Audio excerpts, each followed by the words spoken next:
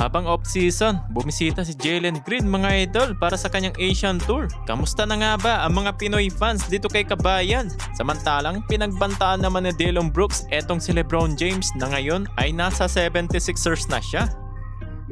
Well, ngayong off-season ay meron nga ditong interview etong si Brooks na kung saan natanong nga siya patungkol nga dito kay LeBron James at sa kanilang magiging upcoming matchup nila sa December 30th. Saktong birthday naman yon ni LBJ. At eto naman ang naging sagot dyan ni Dillon Brooks. Curious about December 30th against Philly on LeBron's birthday. What do you think about Oh, that's LeBron's birthday too? He did tell me that, the playoff series.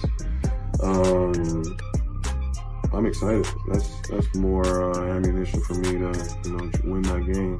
But it should be fun. Is that at home? Yes. Oh, nice. Are you disappointed you're not going to see him this often? No, I'm not at all.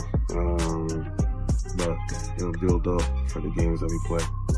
Well, para nga sa kanya, magiging excited nga daw ang pagharap nila dito ni LeBron James, lalo na dito sa kanyang kaarawan. At more motivation pa nga ito para kay Dillon Brooks para talunin nga nila itong Philly at sigurado daw na magiging masaya itong laban na to. At sabi pa nga daw niya, hindi naman daw malilesan ang kanila ditong paghaharap kahit nga daw ba nasa Eastern Conference na itong si LeBron. Parang twice a year na nga daw silang maghaharap dahil lumipat na nga daw itong si LeBron. Imbis nga daw na 4 times pa rin kung nasa West siya. At mukhang excited na nga at ready na itong si Dillon Brooks at pinagbantaan pa itong si LBJ kahit nga ba na malayo pa itong NBA season. Well, nasa off-season pa lamang tayo pero maanghang na ang kanyang mga sinasabi at hindi pa rin talagang nagbabago itong mentality ni Dillon Brooks.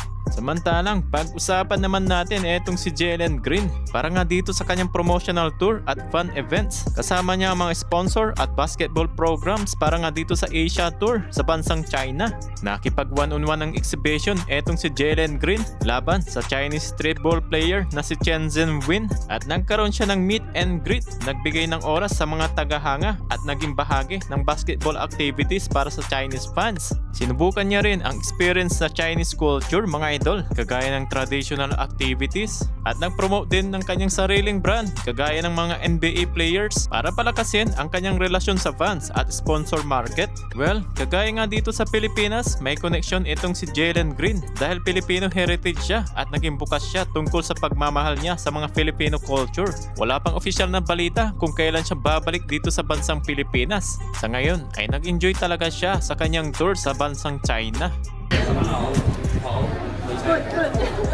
好，啊，升起哈，升起哈，OK。 Try to hit it. Yeah, Hit yeah. the wood. FC next, hold it. Yeah. Hi, yeah. Put the chop down. 阿文上来就有一个三分命中，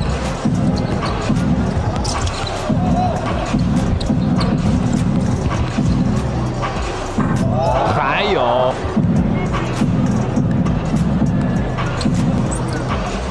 而且这个客场，而且他一步对手。